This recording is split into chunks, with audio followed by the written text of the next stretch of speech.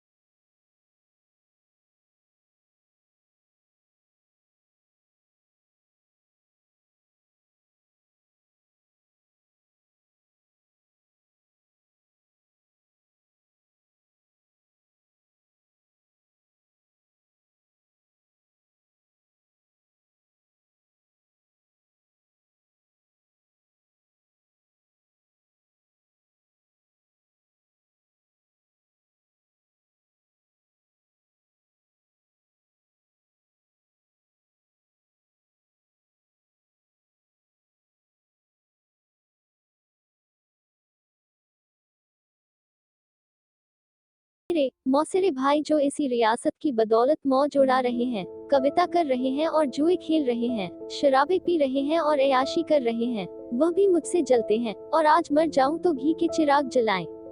मेरे डैक को डैक समझने वाला कोई नहीं, उनकी नजरों में मुझे दुखी होने का कोई अधिकार ही नहीं है। मैं अगर रोता हूँ तो डैक की हंसी उड़ाता हूँ, मैं अगर बीमार होता हूँ तो मुझे सुख होता है, मैं अगर अपना ब्याह करके घर में कलह नहीं बढ़ाता तो यह मेरी नीच स्वार्थ पड़ता है। अगर ब्याह कर लूं तो वह विलासांधता होगी, अगर शराब नहीं पीता तो मेरी कंजूसी है, शराब पीने लगूं तो वह प्रजा का रक्त होगा, अगर अय्याशी नहीं करता तो अरसिक हूँ, अय्याशी करने लगूं तो फिर कहना ही क्या।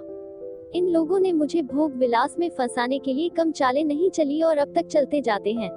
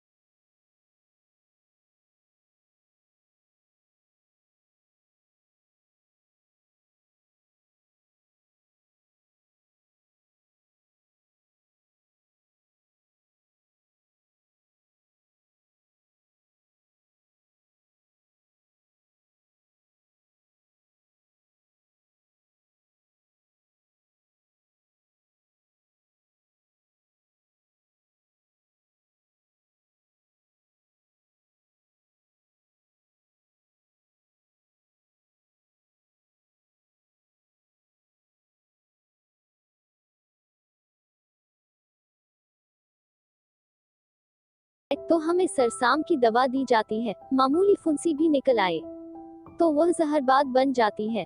अब छोटे सर्जन और मझोले सर्जन और बड़े सर्जन तार से बुलाए जा रहे हैं, मसीहुल मुल्क को लाने के लिए दिल्ली आदमी भेजा जा रहा है, विशगाचार्य को लाने के लिए कलकत्ता। उधर देवालय में दुर्गा पाठ हो रहा है और ज्योतिषाचार्य कुंडली का विचार कर रहे हैं और तंत्र के आचार्य अपने अनुष्ठान में लगे हुए हैं। राजा साहब को यमराज के मुंह से निकालने के लिए दौड़ लगी हुई है। वैद्य और डॉक्टर इस ताक में रहते हैं कि कब सिर में दर्द हो और कब उनके घर में सोने की वर्षा हो, और ये रुपए तुमसे और तुम्हारे भाइयों से वसूल किए जाते हैं भाले की नोक पर। मुझे तो यही आश्चर्य होता है कि क्यों तुम्हारी आहों का दावानल हमें भस्म नहीं कर डालता, मगर नहीं, आश्चर्य करने की कोई बात नहीं। भस्म होने में तो बहुत देर नहीं लगती, वेदना भी थोड़ी ही देर की होती है। हम जौ जौ और अंगुल अंगुल और पो भस्म हो रहे हैं। उस हाहाकार से बचने के लिए हम पुलिस की, हुक्काम की, अदालत की, वकीलों की शरण लेते हैं और रूपवती स्त्री की भांति सभी के हाथों का खिलौना बनते हैं। दुनिया समझती है हम बड़े सुखी हैं, हमारे पास इलाके, महल, सवारियां, नौकर चाकर, कर्ज, वेश्याएं क्या नहीं है। लेकिन जिसकी आत्मा में बल नहीं, अभिमान नहीं, वह और चाहे कुछ हो आदमी नहीं है। जिसे दुश्मन के भय के मारे रात को नींद न आती हो, जिसके डेक पर सब हंसे और रोने वाला कोई न हो, जिसकी चोटी दूसरों के पैरों के नीचे दबी हो, जो भोग विलास के नशे में अपने को बिल्कुल भूल गया हो, जो हुक्काम के तलवे चाटता हो और अपने अधीनों का खून चूसता हो, उसे मैं सुखी नहीं कहता। वह तो संसार का सबसे अभागा प्राणी है।